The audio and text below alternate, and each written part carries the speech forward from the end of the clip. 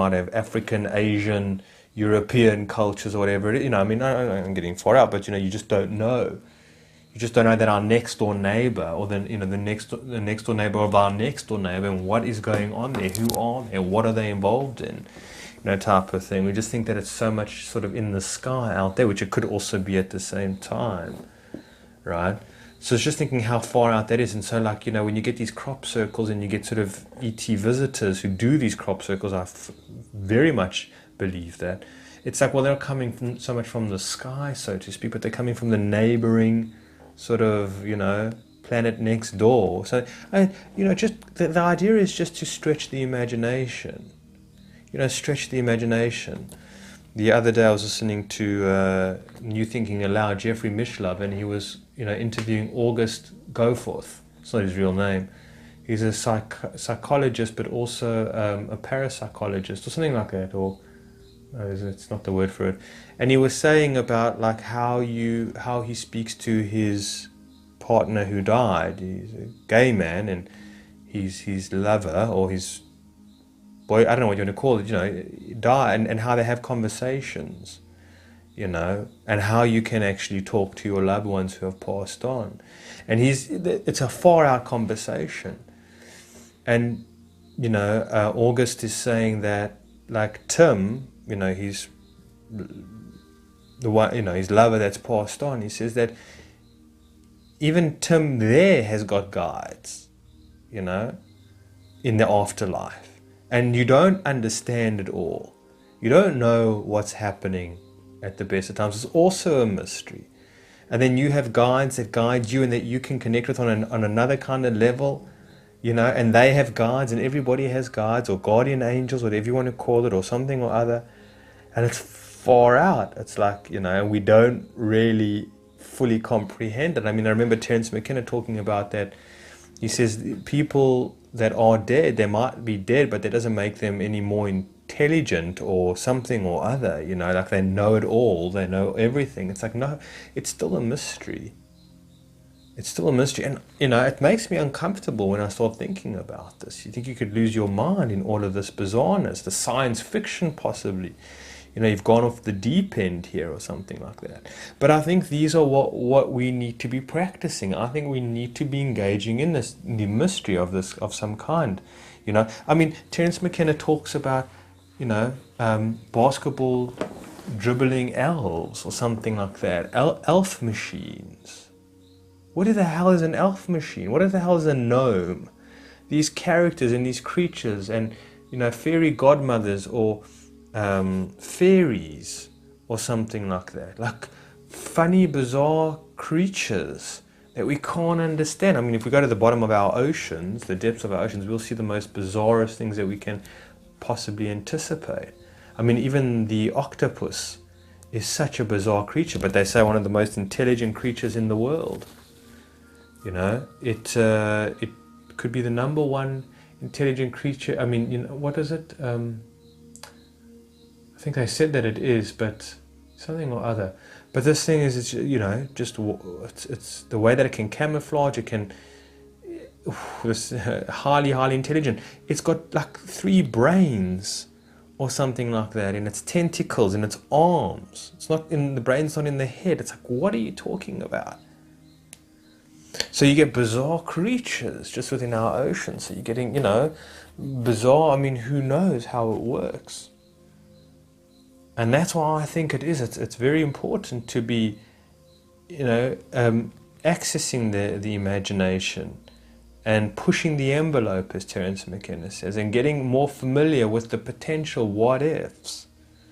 And you ask yourself, well, what's the point in that? Why do you need to do that? And I think, well, I haven't really thought about that so much, but I just don't think that, because I think there's a problem when we are so linear, when we're so rational, when we've just, taught maths, science, biology, how to read, how to speak a different language perhaps, how to make, a pie in home ec or something like that, all this stuff, economics, whatever it is. I think, it makes us brain dead. I think it makes us hardwired into culture. into the machine way of thinking, and takes away the deep, profound mystery that we are a part of, that we're swimming in an ocean of mystery, you know? And I think that's what the Matrix is about, is that it takes away all of the magic, all of the mystery, all of the wonder, right? It takes it all away and it puts it down into,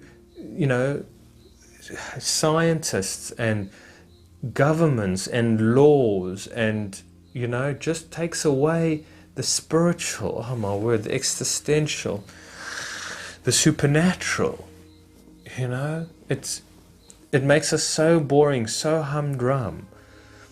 I was also listening about the different kind of bodies, the ethereal body that we also have at the same time. Like apparently we have a number of bodies. I don't know how many there are, and depending on which tradition you listen to, they have different ideas that, of your physical body, then your ethereal body, and then there's also like a soul body, and there's, and what happens, like if your ethereal body is not well, then your physical body can become ill.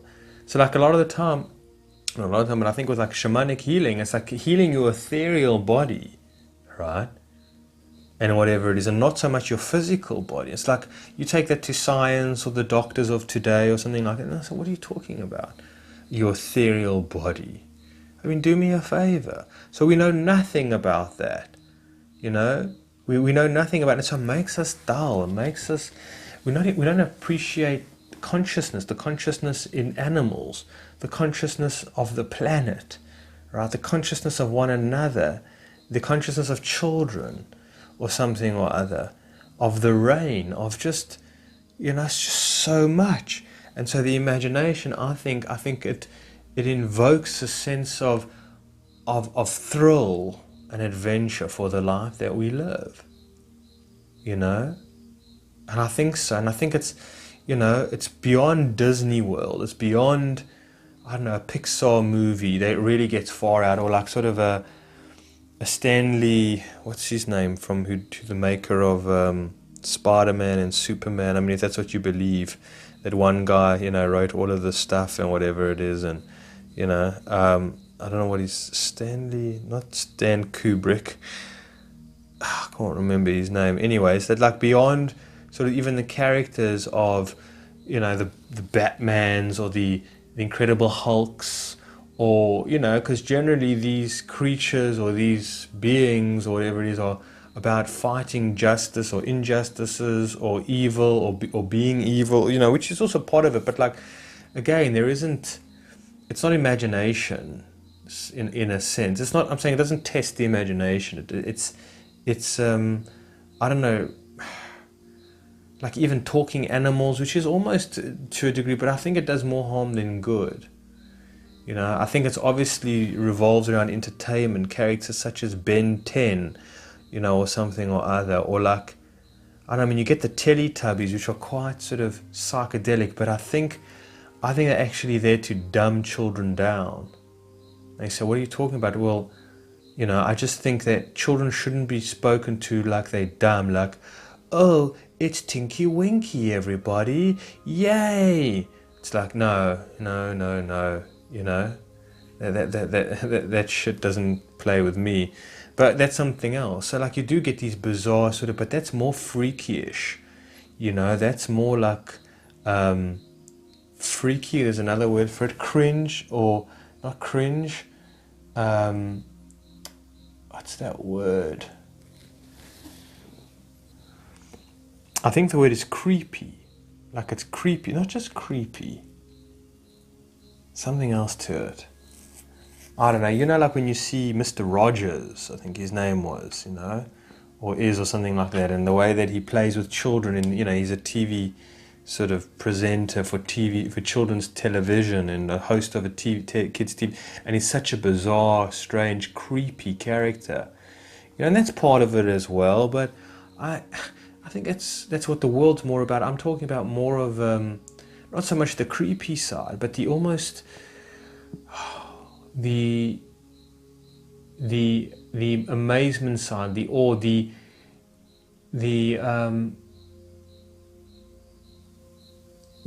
lighter-hearted, the more comedian type of not comedian, but not comedy necessarily, but the more adventurous or fun, I'd say fun a lot of the time, in that way. And I don't know, anyways, I'm going off here on all different areas or whatever, segues, and I don't know. So yeah, that's I think what I wanted to say in this conversation. This is not really what I wanted to talk about at all. I suppose it just came through now for me, But in the beginning, it makes us feel rather uncomfortable. Like for myself, when I realized that people can do something called channeling. In the beginning, I thought this was just hoax and rubbish. Do me a favor. Now, I don't think Abraham Hicks is channeling, if you ask me. But I do think like a guy like Paul Selig is channeling. I genuinely think that, and it blows my mind. I'm even as Paul says himself, it's still he doesn't really know how it works, in that way. But like that idea that there's evolved beings, these guides. I think Lee Harris is also another one. I can confidently say Lee Harris is another one. It is that they channel. And I mean, there's been dozens others, of course, but I mean, these are just people that I'm familiar with. But just that idea alone is just absolutely so bizarre. It's just so bizarre. So, for ourselves, again, we don't really even, so it takes a bit of time to get used to it. But I think the bizarre is good. But again, not the bizarre, like the freaky bizarre, where it's just meaningless or like it's very overly sexualized freakiness or something like that, like an S&M or something or other, something that's perverted or freakish in that way that something or other, maybe you know what I mean. But it takes time to sort of adjust and get used to it. And the thing is that, like, I'm sure even Kabbalistic ideas, mystical ideas, this takes time, and you can't take somebody who's very new to this and throw them in the deep end. Like, it has to be a gradual situation, a gradual sort of development, progress, or whatever it is. It's got to be gradual. And this is a conversation that I want to get into it for another time, but it's because you need to build your sense of self before you go into the deep ocean. You need to learn how to swim in the ocean of mystery, and you need to be a lot of the time detoxified from culture in a way, and the mindset of culture, whatever it might be, and your limited, matrix, compartmentalized Truman Show world. Exactly. You can't be thrown directly from the Truman Show, out of the Truman Show, or from the Matrix, or from Plato's Cave into the deep, not dark oceans, but the deep oceans of mystery and the mystical. You can't, and it takes a hell of a long time to do, right? And so on and so forth. And I think that sometimes that mental I wouldn't say problems, but mental disorders, so-called disorders, are sometimes very misunderstood by the Western culture as being breakdowns. I sometimes think that maybe it's that the mystical realms have opened for the person through trauma, in a way, and yet they haven't learned how to necessarily balance it with their sense of self, right, if you will. And they become too immersed in it, and they've kind of lost themselves in it, in the mystical realms, in the ethereal realms, if you want to call it, whatever it might be, the spiritual realms, right?